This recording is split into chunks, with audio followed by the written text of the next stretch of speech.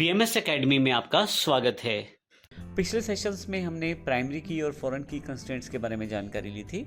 इस सेशन में बात करेंगे चेक कंस्ट्रेंट के बारे में।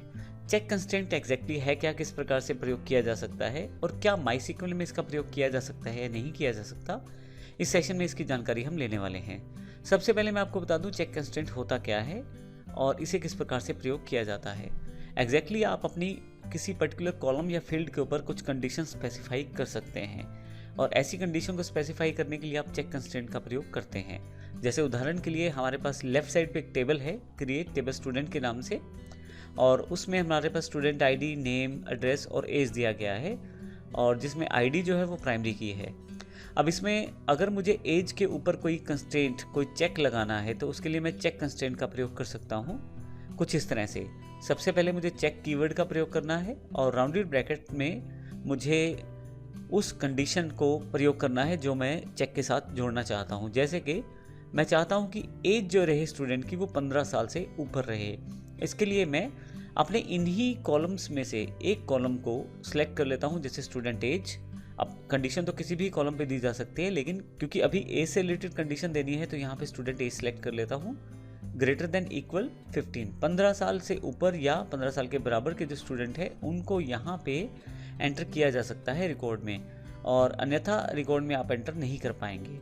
आप चेक कंस्ट्रेंट में एक से अधिक कंडीशंस को भी बता सकते हैं, स्पेसिफाई कर सकते हैं। जैसे यहाँ एग्जांपल में आप देखें तो स्टूडेंट एज जो है 15 साल से ऊपर या 15 साल के बराबर, और साथ में एड्रेस के ऊपर भी हमने एक चेक कंस्ट्रेंट लगा दिया है जिसमें हमने बताया है कि अम्बाला इसमें स्टोर किया जाए।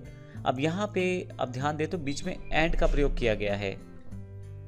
अब यहाँ पे जो एंड का प्रयोग किया गया है वो ये जानकारी देता है कि आपको दोनों कंडीशन को सेटिस्फाई करना जरूरी है। पहली कंडीशन आपके पास एज 15 साल से ऊपर या बराबर रहे और दूसरी कंडीशन एड्रेस जो है अम्बाला रहे। अगर ऐसा रहता है तो फिर आपकी एंट्री संभव हो पाएगी। लेकिन अनफॉर्चुनेटली माइस्क्ल जो है वो चेक कंस्ट्रेंट्स को अभी मेरे रिकॉर्डिंग समय तक, जो इस समय हमने रिकॉर्ड किया है ये सेशन, अब तक यह इस वर्जन में सपोर्ट नहीं करता चेक कंस्ट्रेंट्स को। परंतु ऐसा नहीं है कि माइस्क्ल में इसे इम्प्लीमेंट नहीं किया जा सकता। हमारे पास काफ़ी सारे और ऑप्शन रहते हैं जिससे हम चेक कंस्ट्रेंट जैसे अल्टरनेटिव को प्रयोग करके इन ऑप्शंस को, इन कंडीशंस को एनेबल कर सकते हैं। इसके लिए हम ट्रिगर्स का वर्कआउट कर सकते हैं और भी काफ़ी सारे ऑप्शंस हमारे पास रहते हैं। लेकिन हम इसे मेंशन इसलिए कर रहे हैं ताकि अगर किसी कारण से आपको माइस्क्ल के अलावा किसी और डेटाबेस में काम करना पड़े तो वहाँ पे चेक कंस्ट्रेंट कार्य करेगा।